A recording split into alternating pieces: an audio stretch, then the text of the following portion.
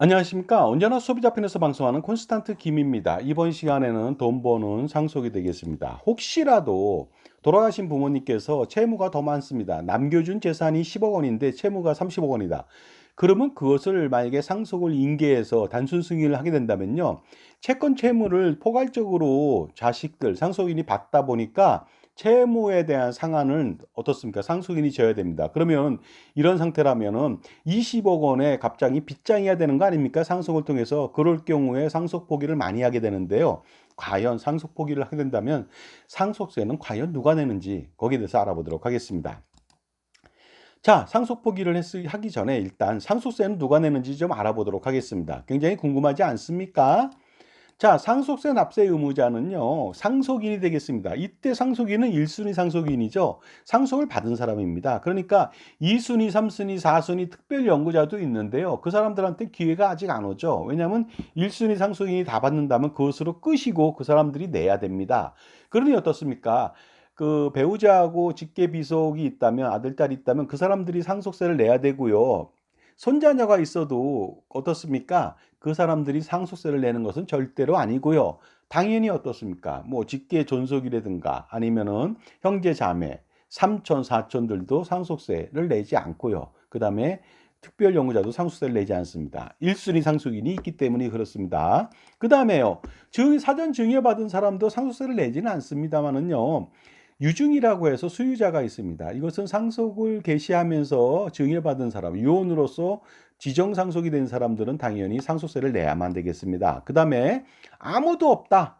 그 뭐 사촌까지 아무도 없고요. 그런데 마지막까지 생을 다할 때 옆에서 간호해주고 보호해주고 사실혼 관계 특별 연구자들이 있더라. 그러면 그 사람들한테는 법원의 판결에 의해서 상속재산 전체에 대해서 주거나 아니면 일부에 대해서 분여할 수가 있는데 이때 분여한다면은 어떻습니까? 그때 상속세를 또 내야 되겠죠. 특별 연구자도요. 그다음에 보통 영리법인은 상속세를 내지 않고요. 어떻습니까? 그 법인세를 내지만은요. 수유자가 영리법인인 경우에도 그 영리법인의 주주 또는 출자자 중에서 상속인과 아니면 그 직계 비속이 있는 경우에는 출자자 지분만큼 직계 비속이나 상속인의 지분만큼은 어떻습니까? 상속세를 추가로 내야 되니까 주의하실 필요가 있습니다.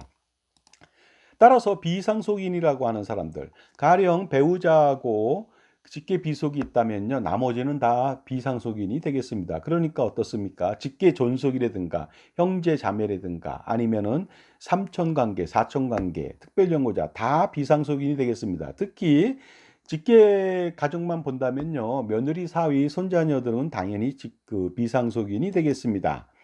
그래서요, 그 혹시라도 나중에 사전 증여한 재산이 합산되더라도 추가의 상속세는 무조건 증여받은 사람이 내는 것이 아니라 상속인들이 낸다는 것이 되겠습니다.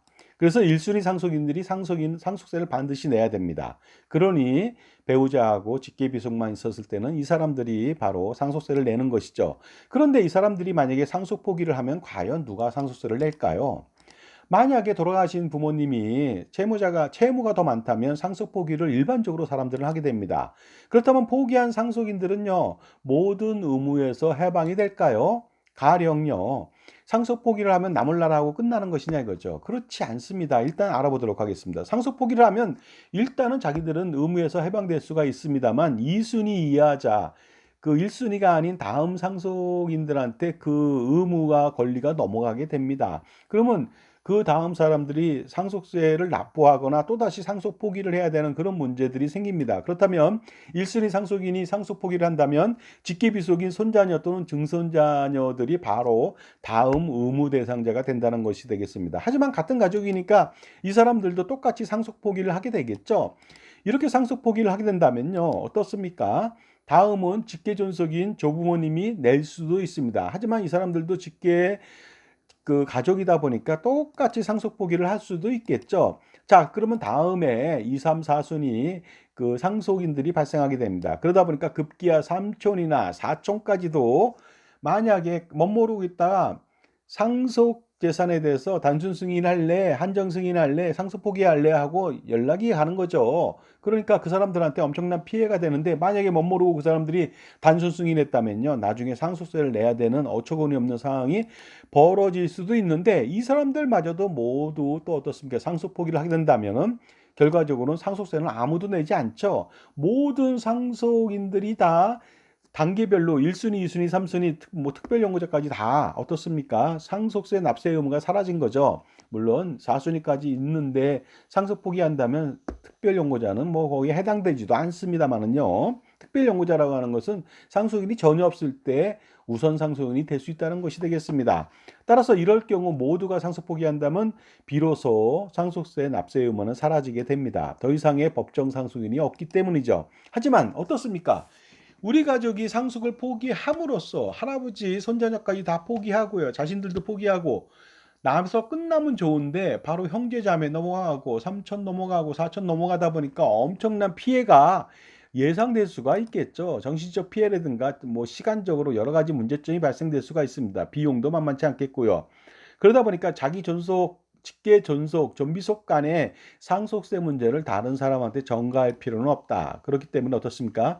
다른 사람들한테 피해를 주지 않는 방법을 강구할 필요가 있겠죠. 따라서 상속 포기를 하면서 나 몰라라 하면 절대로 안 되겠습니다. 그래서 한정 승인을 할 필요가 있습니다.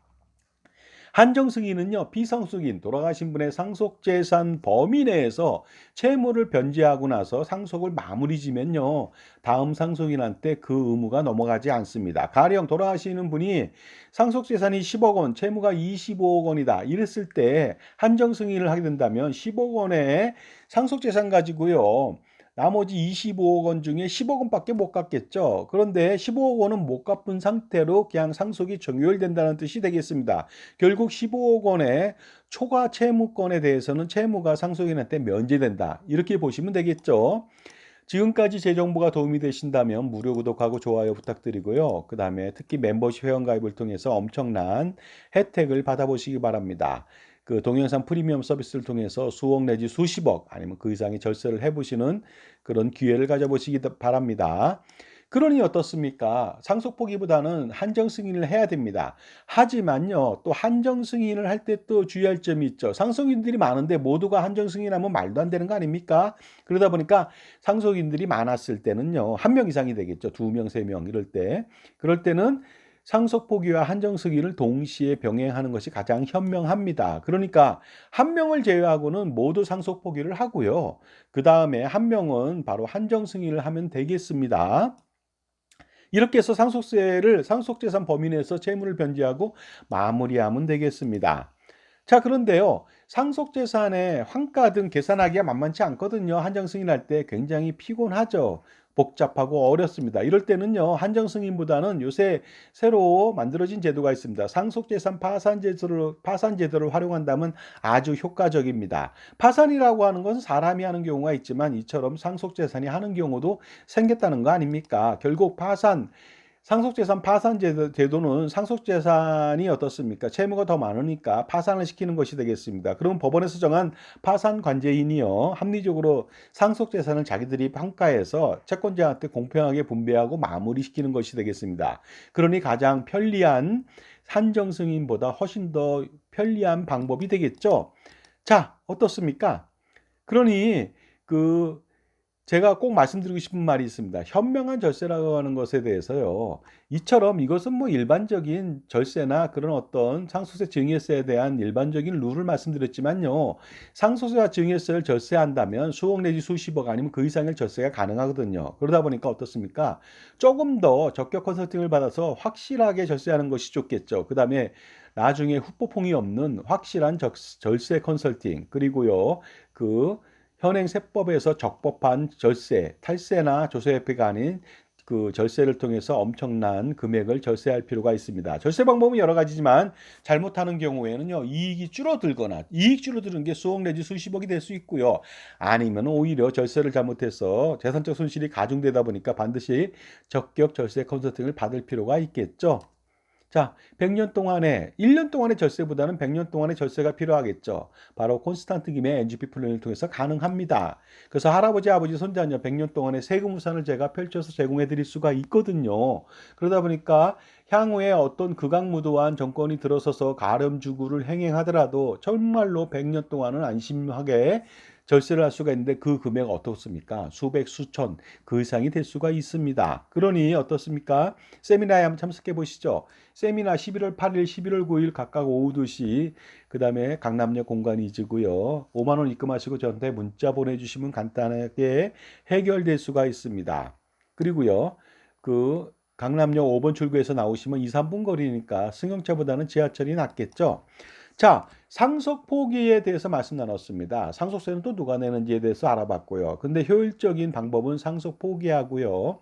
포기보다는 상속 포기와 한정 승인을 병행해서 하고 그것마저도 어렵다면요. 상속재산 파산 제도를 통해서 확실하게 할 수 있고요. 그다음에 더 중요한 것은 돌아가신 피상속인의 자산이 어느 정도 많다면요. 상속세와 증여세를 줄이고자 하는 노력을 경주할 필요가 있겠습니다. 감사합니다.